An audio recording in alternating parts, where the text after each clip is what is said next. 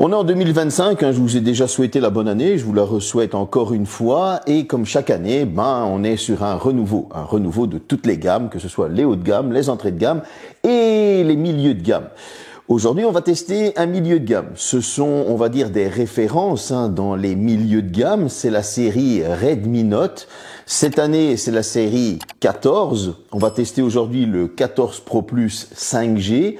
Voyons ce qu'ils ont dans le ventre cette année, voyons ce qu'ils valent, est-ce que ça vaut toujours le coup? C'est parti.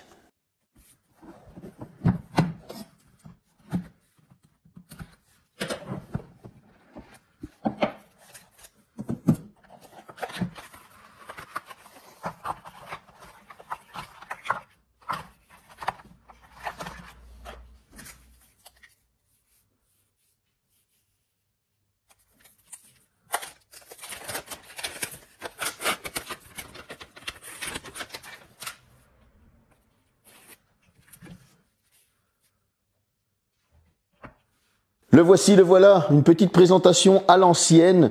Pourquoi? Parce que comme ça, on reste dans les traditions, on va dire ça comme ça. Et on remarque directement qu'il y a un changement au niveau du bloc photo arrière. Il y a un design qui a été changé. On va remarquer aussi qu'on est sur du cuir vegan à l'arrière pour cette version que j'ai testée, avec une couleur lavande purple. Franchement, c'est assez stylé. Il y a une petite sensation sur les côtés, comme s'il y avait des coutures. Bon, bien évidemment, c'est de l'imprimé, je vous le dis honnêtement. Mais voilà, on est sur quelque chose d'assez propre, avec un bord légèrement incurvé. Donc, c'est tout léger et ça ne dérange pas. Sur le dessus, on retrouve le port infrarouge. On va retrouver micro, haut-parleur. On va retrouver sur le bas l'USB Type C, tiroir de carte SIM. Le haut-parleur sur le côté, bouton d'extinction allumage et bouton du volume. À part ça, on est sur un design qui a été un peu renouvelé et c'est pas pour déplaire, justement. Alors, et on pourrait penser qu'il y a un déséquilibre avec ce bloc photo. Pas du tout, en fait. Quand on le tient comme ça, il tient même bien en main. Il ne va pas basculer du côté du bloc photo. On a des qualités de finition qui sont irréprochables. C'est du Xiaomi. Donc maintenant, on commence à avoir l'habitude avec des matériaux qui, eux aussi, sont irréprochables. La sensation au toucher est très agréable. Que dire de plus? Bon, fiche technique ou tour général. Android 14 avec 4 ans de mise à jour, 3 ans de mise à jour OS, une année de mise à jour sécurité. On est sous HyperOS pour la surcouche. Vous allez avoir de l'IP68, IP69K en guise de protection. Immergé à 2 mètres pendant 24 heures. Bon, 69K, c'est en fonction de la région où vous vous trouvez. Du Gorilla Glass Victus 2 à l'avant pour protéger l'écran. Du Gorilla Glass 7i à l'arrière si vous ne prenez pas le cuir vegan ou éco-cuir, comme on appelle ça. Là, on est quand même sur quelque chose d'assez bon, j'ai envie de vous dire. Bon, si on continue, on va retrouver du Bluetooth 5.4 LE, du Wi-Fi 6. Ouais, il faudra faire l'impasse sur le 6E ou 7, je sais. On va avoir aussi 2 haut-parleurs. Bon, nano SIM plus eSIM ou double nano SIM en fonction de vos besoins, etc., etc. Concernant la 5G, bon, on va directement attaquer le vif du sujet. Les appels, je captais la 5G de la même manière sur un iPhone 16 Pro Max, S24 Ultra, Xiaomi 14 Ultra, donc voilà, ça dépend de l'opérateur. Et au niveau des appels, on était sur quelque chose de très bon. La personne entendait très bien ma voix, les bruits étaient assez bien atténués, et cette personne, je l'entendais très bien, elle était sur un S24 Ultra et elle avait une bonne couverture 5G, il faut toujours le préciser pour certains. On avait au niveau du Bluetooth 5.4 LE une très bonne connexion avec la voiture, que ce soit avec une montre ou des écouteurs, et j'avais une portée d'environ 10-12 mètres, ce qui est quand même assez correct, et il ne mangeait pas trop la batterie lorsque j'ai été voir tout simplement dans les réglages. Au niveau du Wi-Fi 6, j'avais les mêmes taux de téléchargement et d'envoi par rapport à un iPhone 16 Pro Max et un S24 Ultra. Ce qui prouve encore une fois que le Wi-Fi 6 fait son travail. Bon, il est peut-être un petit peu plus gourmand que le Wi-Fi 6E et Wi-Fi 7, mais en tout cas, il fait bien son taf. Concernant les doubles haut-parleurs, on est bien immergé dans ces films, ces séries, ces jeux vidéo. Le son ne sature pas trop. Ça reste un smartphone, je tiens à le préciser, parce qu'il y en a qui vont dire que ça manque de basse et tout ça. Oui, mais c'est un smartphone, ce n'est pas une enceinte connectée. Il y a une grosse différence. En tout cas, moi, j'ai trouvé qu'on était bien immergé. Il n'y avait rien à dire. Bon, on va passer directement à l'écran. 6,67 pouces en AMOLED avec un taux de rafraîchissement de 120 Hz, 3000 nits de luminosité, de l'HDR10+, du Dolby Vision, 1220 par 2712 au niveau de la résolution. Bref, vous l'avez compris, on est sur un très bel écran. Alors, pour ceux qui vont me poser la question, oui, il y a de l'Always On Display. Pour ceux qui vont me reposer la question, est-ce que les bords légèrement incurvés, il y a un souci? Non, il n'y a aucun problème. Encore une fois, là, je suis en train de le toucher avec la paume de ma main et comme on peut voir, il n'y a aucune interaction. Du coup, qu'est-ce que j'ai pensé de cet écran? Eh bien, on a un très bel écran avec des noirs très profonds. On va pouvoir regarder des films, des séries sans aucun souci. L'écran est très fluide. Pour au niveau de la navigation, je n'ai rencontré aucun problème, que ce soit swiper sur Internet, faire défiler les choses, ou alors aller tout simplement sur les réseaux sociaux, faire défiler les fils d'actualité, etc., etc. Je n'ai pas eu de saccade ou de ralentissement au niveau de cet écran. Il était franchement très très bon. Je vous conseille cependant de mettre les couleurs vers le chaud. Pourquoi? Parce qu'en fait, quand on les met vers le naturel, le blanc paraît très blanc et donc du coup, il y a ce filtre bleu.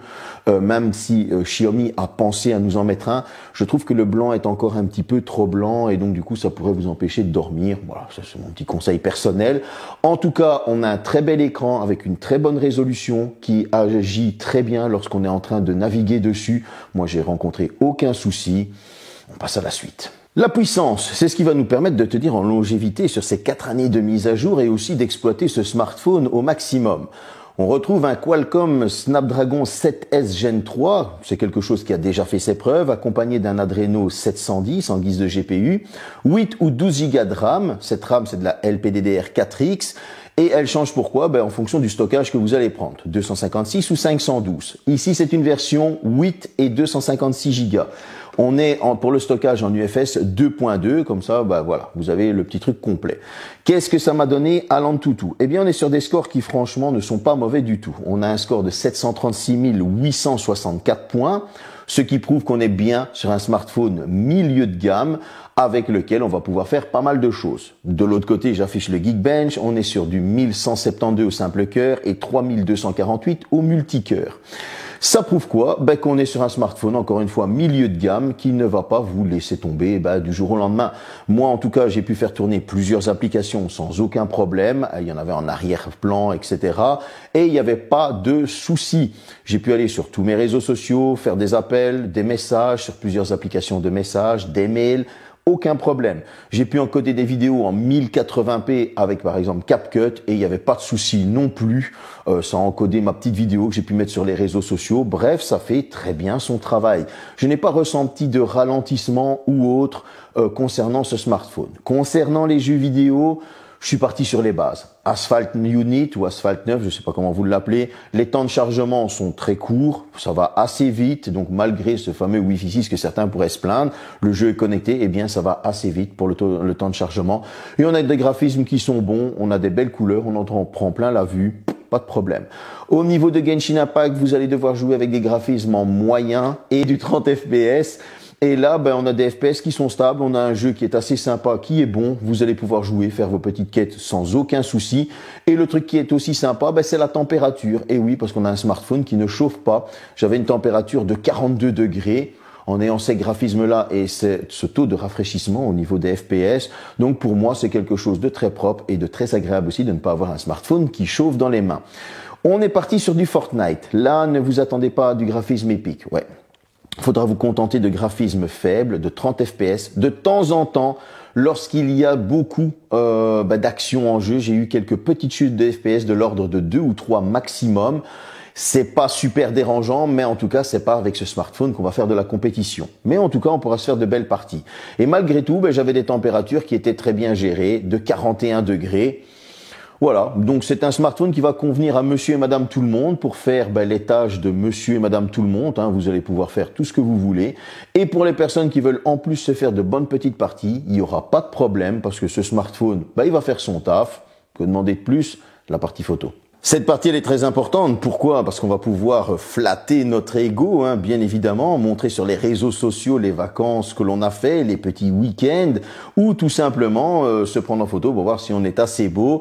Et donc, du coup, encore une fois, être un petit peu plus narcissique chaque jour. Qu'est-ce que ça a donné? Eh bien, on retrouve un premier capteur de 200 mégapixels, ouverture 1.65. Franchement, c'est du pixel binning. Il fait très bien son travail. Ne vous inquiétez pas. On retrouve ensuite du 8 mégapixels ultra grand angle, ouverture 2.2. Un capteur macro 2 mégapixels, ouverture 2.4. Et à l'avant, on va retrouver un 20 mégapixels, ouverture 2.2. Tout ce joli petit monde est capable de filmer jusqu'en 4K 30 fps. Bon. Au niveau des selfies et du portrait, ça fait clairement son travail. On a des tons naturels, on n'est pas trop lissé. J'ai fait ma sale tête et je me suis bien reconnu là-dessus. Donc je me suis fait, ok, c'est bien moi, il n'y a pas de problème. Concernant le portrait, le contouring n'est pas baveux, il est très bien géré. La petite intelligence artificielle fait très bien son travail.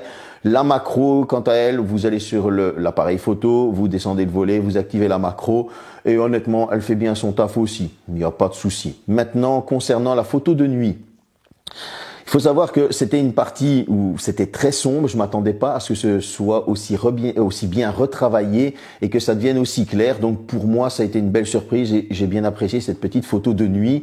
Bah oui, forcément, c'était très sombre. Je m'attendais à beaucoup moins de détails. Enfin, là, franchement, c'est top. L'intelligence artificielle, certains vont me dire, tu n'en as pas parlé. Ben, en fait, oui, il y en a une. Ne vous inquiétez pas. Vous allez pouvoir effacer des objets, etc. Mais je la trouve moins poussée que, par exemple, sur un Xiaomi 14T et 14T Pro. C'est normal. Il faut marquer la démarcation entre les gammes. Logique. Bon, les zooms. Vous allez pouvoir aller jusqu'à zoom x30. Moi, pour l'ultra grand angle, il n'y a pas de problème. On est sur quelque chose de vraiment bon. Le 1 fois et le 2 fois, là aussi, on est sur quelque chose de très bon. Le 5 fois, pas de problème. Je me suis arrêté pour mes goûts personnels au zoom x10 parce qu'on commence à avoir du bruit dans l'image. Là, si vous allez zoom x20, zoom x30, ça devient un petit peu trop brouillon, même avec l'intelligence artificielle qui corrige. C'était un jour où il y avait beaucoup de brouillard, je vous l'accorde. Mais en tout cas, voilà, c'est pas avec lui que vous allez faire du zoom. Je vous conseille alors de vous diriger vers un Xiaomi 14 Ultra ou 15 Ultra qui doit prochainement arriver. Voilà, si vous voulez faire du zoom. Et si maintenant vous voulez vraiment faire du zoom sans vous plaindre, ben, tout simplement acheter un appareil photo et là vous allez pouvoir faire du zoom. En tout cas, pour vos photos de vacances, il n'y aura pas de souci. Il est franchement très fidèle. On a quelque chose de très bon. Moi, j'ai trouvé que les photos, elles étaient très correctes. On était bien dans l'ambiance. Pas de surexposition des couleurs. On est sur des tons naturels. Bien évidemment, vous pouvez mettre des filtres si vous voulez. Mais les photos sont franchement assez bien détaillées. Je vous ai fait aussi une petite photo en 200 mégapixels pour ceux qui veulent retravailler. Et là aussi, on est sur des tons naturels. On est sur quelque chose de très propre. Il n'y a pas de problème. Si vous la mettez sur votre PC, vous allez pouvoir zoomer dans l'image et il y aura du détail. Donc, on a un petit smartphone qui jusque-là est bien complet, qui va faire des bonnes petites photos pour vos réseaux sociaux, flatter votre ego comme je le disais, et on va aller voir du côté de l'autonomie. Une batterie de 5110 mAh et une charge rapide de 120 watts. Bon, le chargeur n'est pas fourni, loi européenne oblige, c'est comme ça. En tout cas, vous allez pouvoir charger votre smartphone ultra rapidement, ne vous inquiétez pas. Il n'y a pas de problème, vous lui mettez un petit coup de jus et en 14 à 20 minutes, c'est chargé, il n'y a pas de souci. Bon, ça fait une grosse marge, vous allez me dire, mais j'avais pas regardé précisément cette fois-ci si ça s'était amélioré. C'est comme ça. Au niveau de l'utilisation, eh bien, vous allez pouvoir tenir votre journée sans aucun souci. Là où son prédécesseur tenait environ une 14 heures, celui-ci ne fait guère mieux. Ouais. Un petit peu mieux. On est aux alentours des 15 heures et 50 minutes, donc un peu plus de 2 heures de plus en utilisation intensive. Si maintenant vous êtes sur une utilisation plus modérée, c'est-à-dire où vous êtes beaucoup moins sur votre smartphone, j'ai pu tenir une journée et demie. Voilà, c'est quelque chose de correct. Quand bien même vous allez me dire, ouais, 15 heures c'est pas assez, bah écoutez, franchement, vu la vitesse à laquelle il charge, vous lui mettez un petit coup de jus 5 à 10 minutes et vous êtes reparti sans aucun problème. Donc, que demander de plus? Je sais pas, mais en tout cas, l'autonomie n'est pas mauvaise du tout. 499 €, 499 € pour la version 12 Go de RAM, 512 Go de stockage. Ouais, je vous donne le prix de la version la plus chère parce qu'elle est en promotion, hein, autant que vous en profitiez. Qu'est-ce que j'ai pensé de ce téléphone? Bon, il y a beaucoup de bloatware. Xiaomi, ça c'est pas bien parce que on passe 10 minutes à les enlever. Ok, ça va vite à enlever 10 minutes, 10 minutes de temps perdu, mais voilà, elles sont là quand même. On aurait aimé avoir du Wi-Fi 6E. Même que le Wi-Fi 6 fait bien son travail, donc c'est un demi-défaut, il faut l'avouer. Maintenant, là où on va revoir peut-être un vrai défaut, c'est qu'on est sur la continuité du Redmi Note 13 Pro Plus. Ça veut dire qu'il n'y a pas réellement de démarcation pour dire waouh, il y a un super bond en avant. Mais je pense que c'est un choix de la part de Xiaomi de démarquer bien évidemment ces différents produits. Pourquoi? Si vous voulez un produit de monsieur et madame tout le monde, c'est-à-dire un téléphone qui va vous combler au quotidien et qui va vouloir faire un petit peu de jeux vidéo pour les salles d'attente ou des choses comme ça, vous allez partir sur un Redmi. Il n'y a pas de souci. Si maintenant vous êtes un gamer et que vous voulez faire du jeu, vous allez partir sur un Poco X7 Pro par exemple, qui lui est beaucoup plus poussé, tout simplement. Donc voilà, vous voyez, Xiaomi était vraiment en train de démarquer ses gammes et au moins comme ça, on s'y retrouve mieux au final. Maintenant, celui-ci, il n'y aura pas de souci, il va vous combler au quotidien pour vos réseaux sociaux, etc. Et si vous voulez faire un petit peu de gaming. Quels sont les points forts de ce smartphone? Tout d'abord, un design qui change et des qualités de finition qui sont très très bonnes. Ça, c'est un très bon point. Vous allez avoir un très bel écran et très fluide et ça, c'est un très bon point aussi. Vous allez avoir une petite montée en qualité au niveau des photos par rapport à l'ancienne version et c'est pas pour déplaire. Franchement, ça fait bien son petit travail. Donc, si vous avez un Redmi Note 13 Pro Plus et que vous voulez vraiment changer et que vous allez me demander quelles sont les différences, sur la partie photo, il y a une amélioration. Pour la partie performance, on est simplement sur une continuité.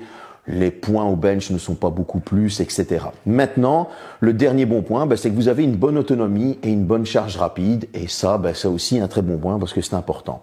Bref, vous avez compris que maintenant, Xiaomi est vraiment en train de démarquer ses différentes gammes. Et si vous voulez un smartphone qui va vous combler au quotidien et que vous n'avez pas envie de vous ruiner, ce Redmi Note 14 Pro Plus est fait pour vous, je vais dire 13. En tout cas, il est fait pour vous. Dites-moi dans les commentaires ce que vous en pensez. N'hésitez pas à me mettre un pouce, à vous abonner. Allez, salut.